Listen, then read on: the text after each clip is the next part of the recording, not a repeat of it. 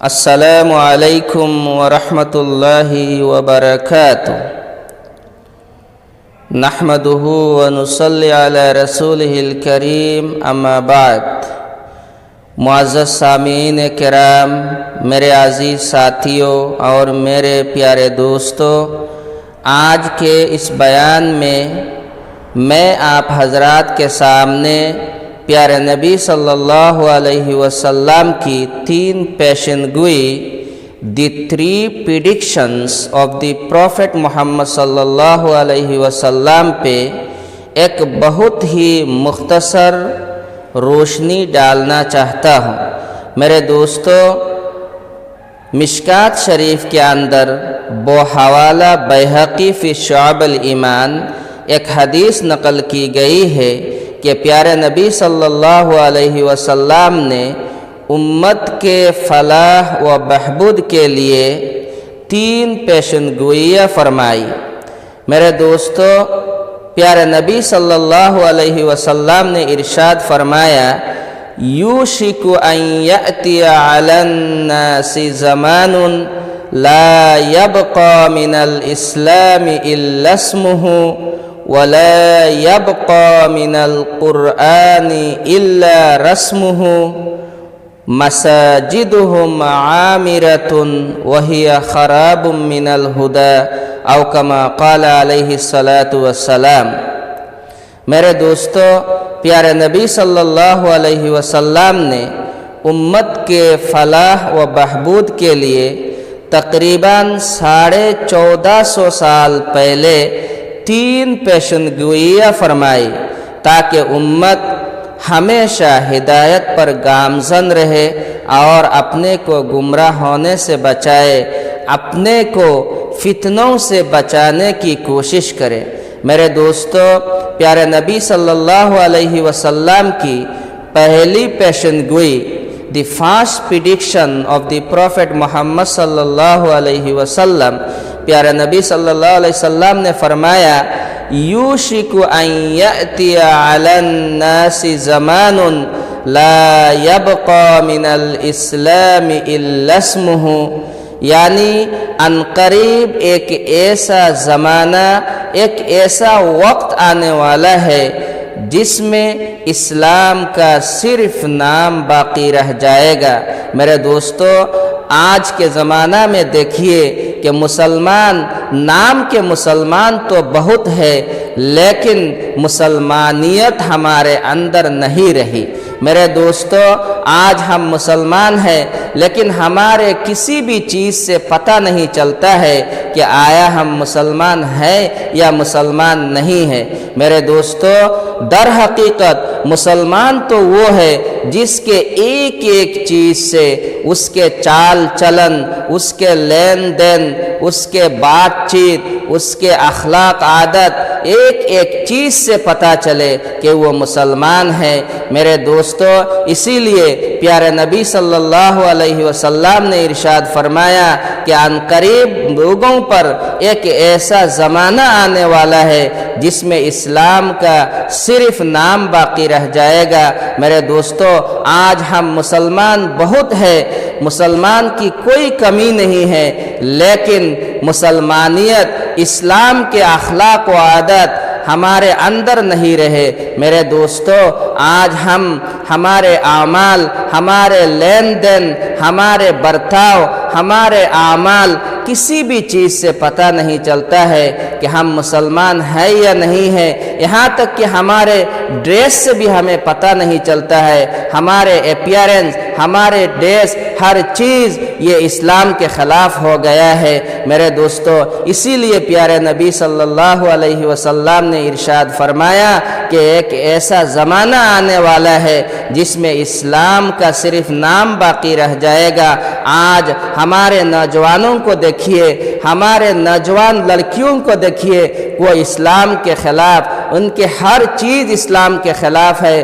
ان کے اپیئرنس، ان کے ڈریس، ان کے لین دین، ان کے چال چلن، ان کے اٹھنا بیٹھنا، چلنا پھرنا، ہر چیز اسلام کے خلاف ہے، کسی بھی چیز سے آپ کو پتہ نہیں چلے گا کہ یہ مسلمان ہے یا نہیں ہے۔ یہ بہت افسوس کی بات ہے، آج ہمیں اس پر فکر کرنے کی ضرورت ہے۔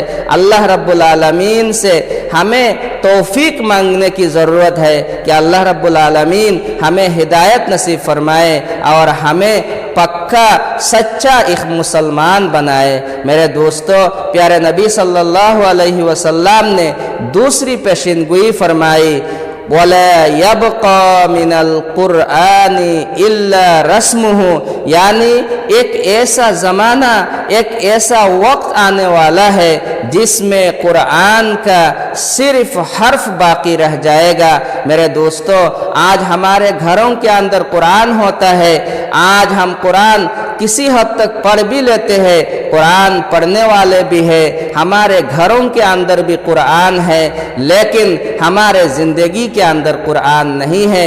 میرے دوستو، اللہ رب العالمین نے قرآن کریم کو ایز اے گائیڈ بک نازل کیا ہے کہ ہم لوگ اپنے زندگی کو قرآن کے مطابق بنائے، ہمارے اعمال کو قرآن کے مطابق بنائے، لیکن آج ہمارے اندر قرآن نہیں ہے، ہمارے اعمال قرآن کے مطابق نہیں ہے۔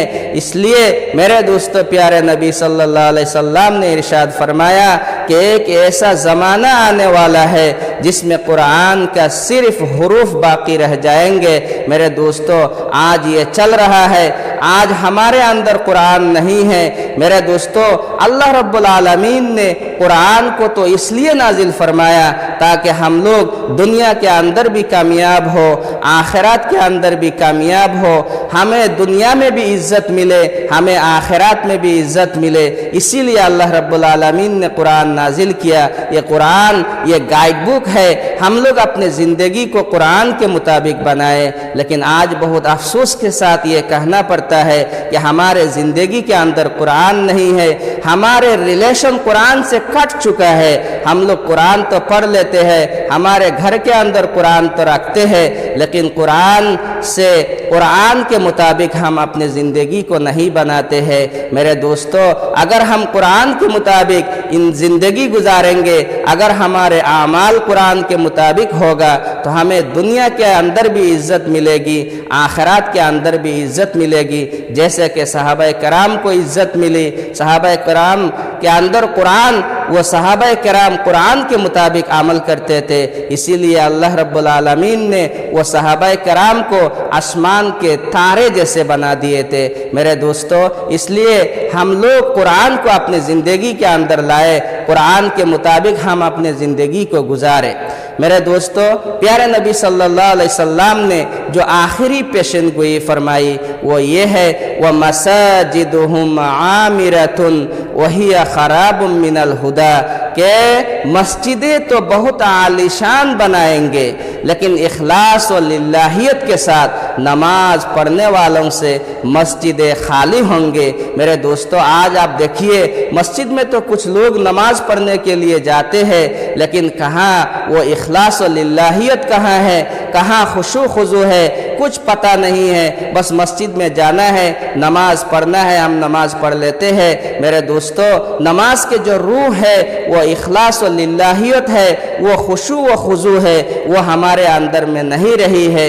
اسی لیے پیارے نبی صلی اللہ علیہ وسلم ارشاد فرماتے ہیں، وَمَسَاجِدُهُمْ عَامِرَةٌ وَهِيَ خَرَابٌ مِّنَ الْهُدَىٰ، مسجد عالیشان بنائیں گے، شاندار بلڈنگیں بنیں گے مسجد کے لیے، لیکن اخلاص و للہیت کے ساتھ، خشوع خضوع کے ساتھ نماز پڑھنے والے بہت کم ہوں گے۔ میرے دوستو، اگر ہم پیارے نبی صلی اللہ علیہ وسلم کی ان تینوں پیشن گوئیوں کو سامنے رکھ کے نظر ڈالتے ہیں تو ہمیں صاف طور سے یہ جو ہمارے آج کل کا زمانہ چل رہا ہے، پیارے نبی صلی اللہ علیہ وسلم کی یہ پیشن گوئی کے مطابق یہ ایک ایک چیز اس زمانہ میں پایا جا رہا ہے۔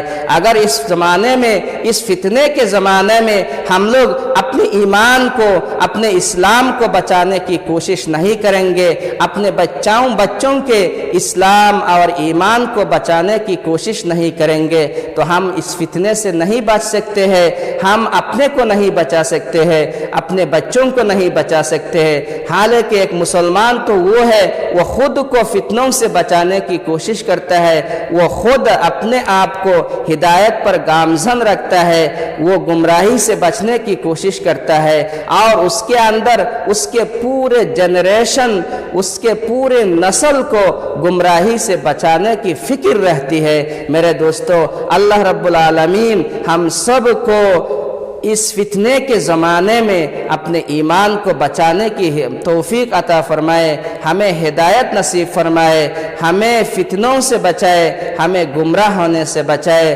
اور ہمیں دنیا و آخرات کی کامیابی سے مالا مال فرمائے۔ انہی چند کلمات کے ساتھ میں اپنی بات ختم کرتا ہوں۔ وآخر دعوانا ان الحمد للہ رب العالمین۔